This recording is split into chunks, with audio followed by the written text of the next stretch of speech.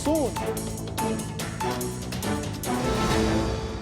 Well, to make sense of all you've heard so far, I'm joined in the studio by journalist, political commentator and Arise News analyst, Dr. Constance Ikokwu. Nice to see you, yellow and red. Good to see you. Yes, the ladies always bring color to it, don't we? Yes. Right, where do we even begin to unpack it from? Let's go political first. Yes. The events in Edo State, a primary that you would expect would be as simple as ABC. It's turning out to be jam or waek, like we say in this part. The APC was not able to hold a primary and conclude it without all the shenanigans that happened around it. 4 people claiming a victory in that primary. Yeah, is it 4 or 3? Yeah, 3. I mean, some say 3, others say 4. Well, it's been the talk of town. Mm-hmm.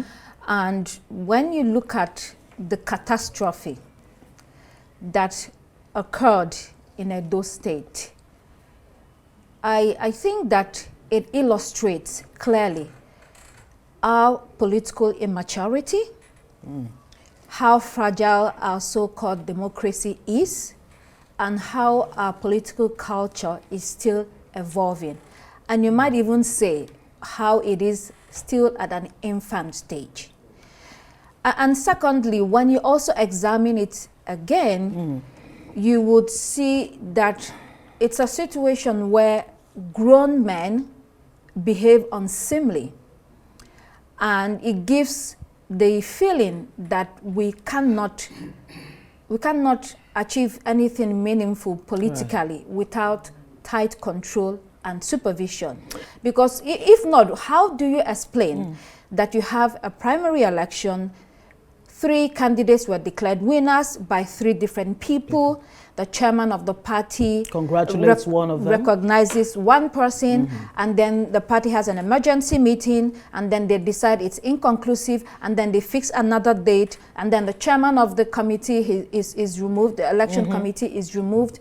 I think it also shows we have a people problem, because these are people involved conducting all these elections and naming people and all of that. We really have a people problem in Nigeria, and we need to do something about it. How do we even begin to deal with this, what you call a people problem? Is it really a people problem or a politician's problem? Well, because the people are expecting so much from the politicians and they're just not delivering. Well, the people become politicians one day. Right. Right. So you cannot give what you do not have. And that is why sometimes people say we deserve the leaders we have. Absolutely. Because when you're used to cheating and getting away with it and stealing and doing whatever is wrong. When you get into politics, you do the same exactly, thing. You have the opportunity to perform. You do exactly the same thing because you do not know otherwise. So that means everybody has to be involved in being aware that whatever you put out is what is going to happen when you get into power. I hear your first guest was talking about level playing field, reconciliation. By the way, he did a good job of highlighting the feelings of the party, as well as talking about their attempts to make amends. But I don't know what amends you're making right now, because it looked very, very shady and untidy. And that's why I asked him if the damage was not done already. How can the APC, well, in the case of Edo State, save itself from this huge embarrassment? What's the guarantee? What are the guarantees that tomorrow you'll actually have a level playing field convincingly? Well, we will have to see. But the other thing also is that why are elections fought so bitterly? It's a couple of things. Yes. It's a couple of things. So limited resources.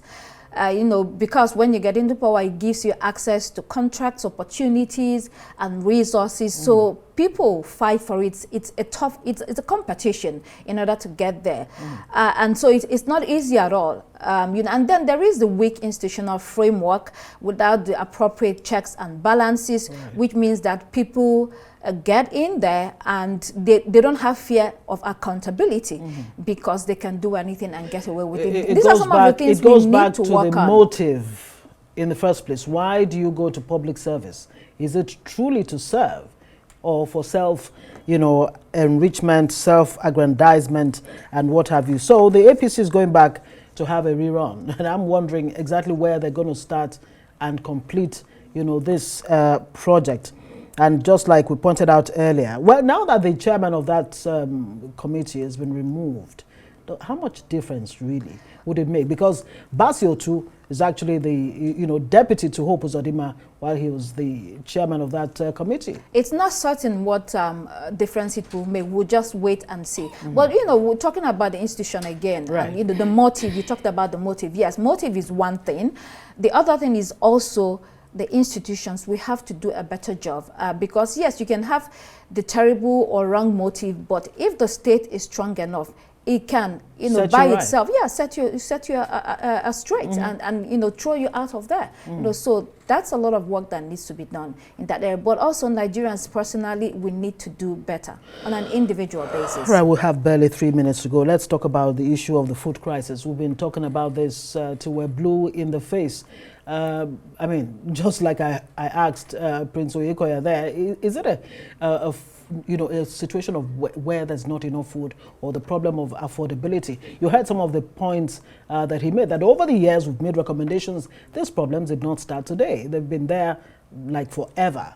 But there seems not to be the political will to do the right thing, whether it's in agriculture, health, or what have you. Let's take the budget for agriculture alone, about 300 and something billion, barely 1%, way lower than the Maputo Declaration of 2003 that says it has to be around 10% of the national budget. Well, the recent crisis that we are facing arises from the instability, the political instability and insecurity that we have going on in the Middle Belt and the North, because these are the areas that we call the food basket of the nation. Consistently for many years, let's say at least 4 or 5 years, you have hordes of armed men, organizing onslaughts against your rural areas or in your rural areas. A lot of those people, especially the food basket, the food belt, if you like. Come to think of it, do you think there's a deliberate attempt? Because I've heard this, it might sound like a conspiracy theory. We're not propounding that here. But that there is an attempt, by God knows who, to, attack Nigeria's food, security in a way that they can begin to introduce genetically modified food and all of that. Yes, I see, that look. But then again, is there a scientific way of really assessing what Nigeria is up against? That's a very good question. But you have to ask the question, why do you have a government? Right. If you have a government that is unable to, over the years, tackle the problem, and yet yearly you're voting millions of naira, for the armed forces, for the police, for other security agencies, there is a problem there. Why are you a government? You should be able to tackle it. I don't think there should be any excuses. So the point is the government willing to do this properly? The army people that are being given the funds, are they doing what they're supposed to be doing? There needs to be an assessment internally within the security agencies and the government itself to see whether they are actually doing what they should be doing. And should there be extra security around Nigeria's food belt, Benue, Plateau State, Nasarawa, Niger? Should we begin to see that now in a way that will reflect on our food? Definitely, that should happen, because one of the problems is that we are now having hyperinflation because of the scarcity and shortages, and that is why we have high cost of food today. So if this should be a priority, and then we have seen a flurry of activities or pronouncements by the president. There are committees that have been set up. He has asked that the food reserves be opened. I don't know how much of grains that we have there, by the way. And then, all sorts of security groups, committees are being set up. Yeah, that is fine. But is that movement or motion without movement? How do you say it? Movement or motion, or moving but without motion, or motion without movement? Does what that of the really two? Motion just would that really do anything? So there's a lot of work to be done. All motion without movement. Dr. Constance Ikokwu, thank you so much. You're welcome. Good to see you again. Well, that's it for this edition of Arise Prime Time. Do join us again tomorrow from me, Ngozi Alebu, and the entire team here in Abuja. Goodbye. I'll see you shortly.